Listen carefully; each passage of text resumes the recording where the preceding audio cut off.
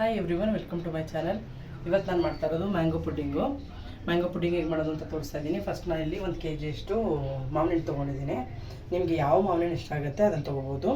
ಮಾವಿನ ಹಣ್ಣು ಸ್ವೀಟು ಇರೋದ್ರಿಂದ ನಾನು ಬರೀ ಒಂದು ಅರ್ಧ ಕಪ್ನಷ್ಟು ಮಾತ್ರ ನಾನು ಶುಗರ್ ತೊಗೊಂಡಿದ್ದೀನಿ, ಸಕ್ಕರೆನ. ಹಾಗೆ 1-2 ಸ್ಪೂನಷ್ಟು ಕಾರ್ನ್ಫ್ಲೋರ್ ತೊಗೊಂಡಿದ್ದೀನಿ. ಕಮ್ಮಿ ಇಂಗ್ರೀಡಿಯೆಂಟ್ಸಲ್ಲಿ ಇಷ್ಟವಾಗಿರುವಂಥ ಮ್ಯಾಂಗೋ ಪುಡ್ಡಿಂಗ್ ಮಾಡ್ಕೋಬೋದು. ಇದನ್ನು ಯಾವ ಹಣ್ಣಲ್ಲಿ ಬೇಕಿದ್ರೂ ಮಾಡ್ಬೋದು. ಇದು ಮ್ಯಾಂಗೋ ಸೀಸನ್ ಆಗಿರೋದ್ರಿಂದ ನಾನು ಮ್ಯಾಂಗೋ ಪುಡ್ಡಿಂಗ್ ಮಾಡಿ ತೋರಿಸ್ತಾ ಇದ್ದೀನಿ.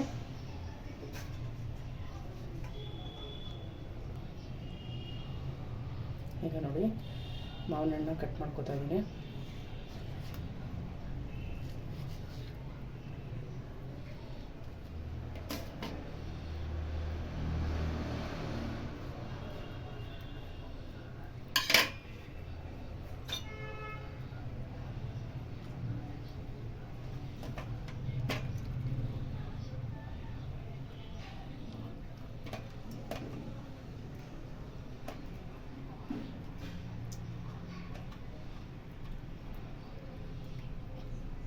ಮನೇಲಿ ಏನಾದ್ರು ಚಿಕ್ಕ ಮಕ್ಕಳಿದ್ದಾರೆ ಅಂತೂ ಅವ್ರಿಗೆ ತುಂಬಾ ಇಷ್ಟ ಆಗುತ್ತೆ. ಈ ಸೀಸನಲ್ಲಿ ಮ್ಯಾಂಗೋ ಕುಲ್ಫಿ ಅಂತೆ, ಮ್ಯಾಂಗೋ ಐಸ್ ಕ್ರೀಮ್ಸ್ ಅಂತೆ, ತುಂಬ ವೆರೈಟಿ ಮಾಡ್ಕೋಬೋದು.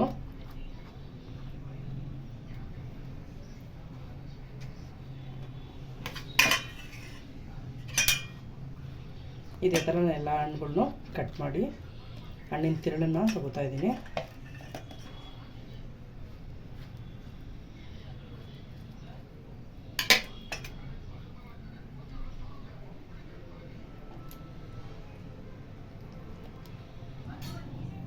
ಈಗ ನೋಡಿ, ಎಲ್ಲ ಹಣ್ಣುಗಳನ್ನು ಇದೇ ಥರ ನಾನು ಒಳಗಡೆ ತಿರುಳನ್ನ ಕಟ್ ಮಾಡಿ ತೆಗೆದಿಟ್ಕೊಂಡಿದ್ದೀನಿ. ಇದನ್ನು ನಾನು ಮಿಕ್ಸಿ ಜಾರ್ಗೆ ಹಾಕ್ಕೊಂಡು ಪೇಸ್ಟ್ ಮಾಡ್ಕೊತೀನಿ.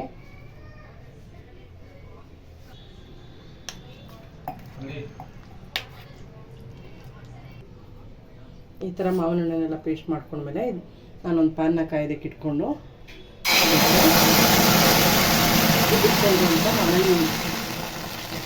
ರುಬ್ಬಿಟ್ಕೊಂಡಿರುವಂಥ ಮಾವಿನ ಹಣ್ಣಿನ ಪೇಸ್ಟ್ನ ಹಾಕೋತಾ ಇದ್ದೀನಿ. ಈಗ ಇದಕ್ಕೆ ನಾವು ತೊಗೊಂಡಿರೋಂಥ ಸಕ್ಕರೆನ ಹಾಕ್ಕೊಬೇಕು. ಹಾಗೆ ಇದನ್ನು ಮಿಕ್ಸ್ ಮಾಡ್ತಾನೆ ಇರಬೇಕು.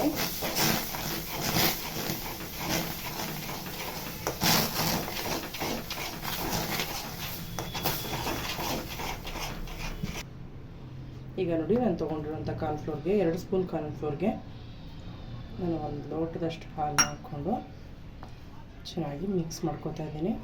ಸ್ವಲ್ಪನೂ ಗಂಟಿಲ್ದಂಗೆ ನೀಟಾಗಿ ಮಿಕ್ಸ್ ಮಾಡ್ಕೋಬೇಕು.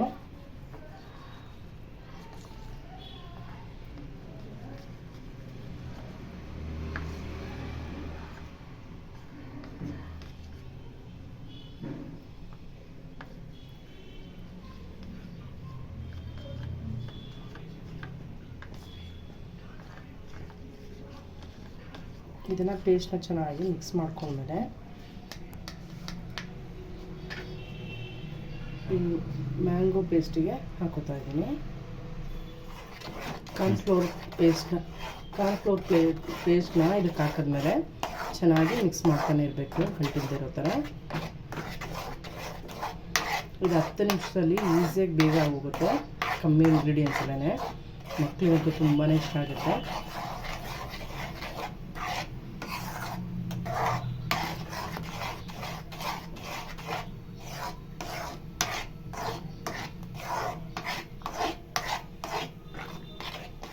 ಯಾವುದೇ ಹಣ್ಣುಗಳು ಯಾವ್ಯಾವ ಸೀಸನಲ್ಲಿ ಸಿಗುತ್ತೆ ಆ ಸೀಸನಲ್ಲಿ ಆ ಹಣ್ಣಿನಲ್ಲಿ ಏನು ವೆರೈಟಿ ಮಾಡ್ಬೋದು ನಾವು, ಅದನ್ನೆಲ್ಲ ಮಾಡಿ ಮಕ್ಕಳಿಗೆ ಟೇಸ್ಟ್ ತೋರಿಸೋದು ಅಥವಾ ಮನೇಲಿರೋರಿಗೆಲ್ಲರಿಗೂ ಅದರ ರುಚಿನ ತೋರಿಸೋದು ಒಳ್ಳೆಯದು. ಎಲ್ರಿಗೂ ತುಂಬಾ ಇಷ್ಟ ಆಗುತ್ತೆ.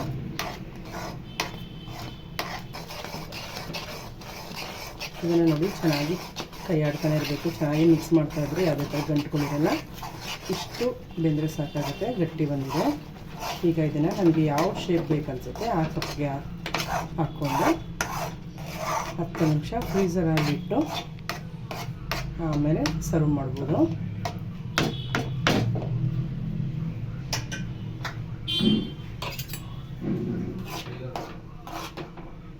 ನಾನಿಲ್ಲಿ 2 ಕಪ್ಪಿಗೆ ಹಾಕಿಡ್ತಾ ಇದ್ದೀನಿ.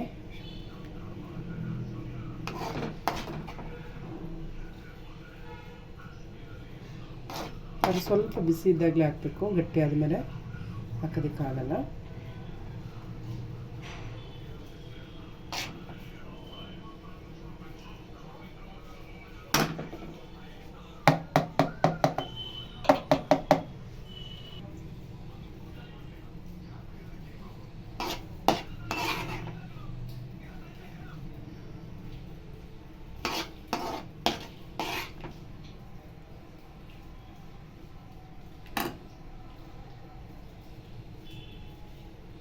ಅದು ಸ್ವಲ್ಪ ಆರಿದ ತಕ್ಷಣ ಅದು ನಾವು ಯಾವ ಕಪ್ಪಿಗೆ ಹಾಕಿದ್ದೀವಿ ಅದೇ ಕಪ್ಪಿನ ಶೇಪ್ ಬರುತ್ತೆ.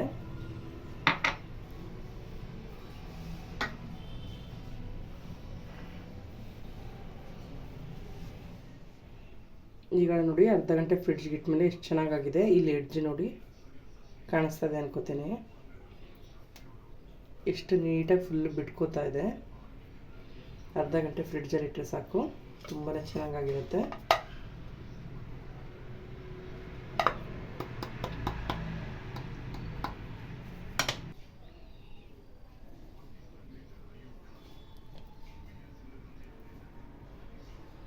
ವಾವ್, ನೋಡಿ ಎಷ್ಟು ಚೆನ್ನಾಗಿ ಬಂದಿದೆ ಅಂತ. ನೀವು ಯಾವ ಶೇಪಲ್ಲಿ ಬೇಕಿದ್ರೂ ಮಾಡ್ಕೋಬೋದು, ತುಂಬಾ ಚೆನ್ನಾಗಿರುತ್ತೆ.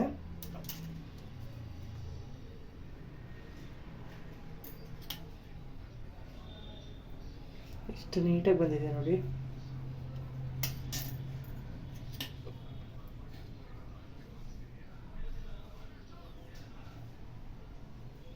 ಟೇಸ್ಟ್ ವೈಸ್ ತುಂಬಾ ಚೆನ್ನಾಗಿರುತ್ತೆ.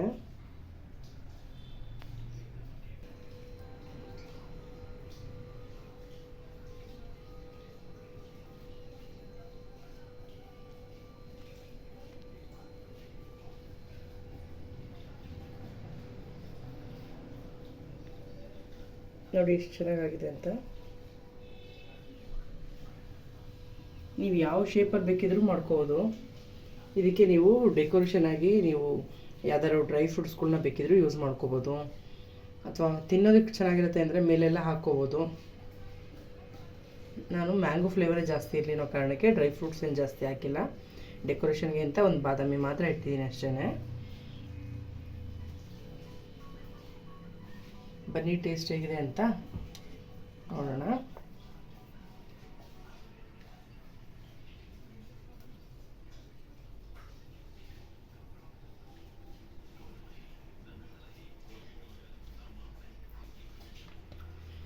ಟೇಸ್ಟ್ ವೈಸ್ ಅಂತೂ ಸಕ್ಕತ್ತಾಗಿದೆ. ಮ್ಯಾಂಗೋ ಫ್ಲೇವರು ಈ ಥರ ಎಲ್ಲ ಮಾಡಿಕೊಟ್ರೆ ಮಕ್ಳಿಗೆ ನಿಜವಾಗ್ಲೂ ತುಂಬಾ ಇಷ್ಟ ಆಗುತ್ತೆ. ಮಿಸ್ ಮಾಡದೆ ಟ್ರೈ ಮಾಡಿ ನೋಡಿ ಈ ಮ್ಯಾಂಗೋ ಸೀಸನಲ್ಲಿ. ಹಾಗೆ ಯಾರೆಲ್ಲ ವಿಡಿಯೋನ ನೋಡ್ತಾ ಇದ್ದೀರಾ ಪ್ಲೀಸ್ ಸಬ್ಸ್ಕ್ರೈಬ್ ಮಾಡ್ಕೊಂಡು ನೋಡಿ. Thank you for watching.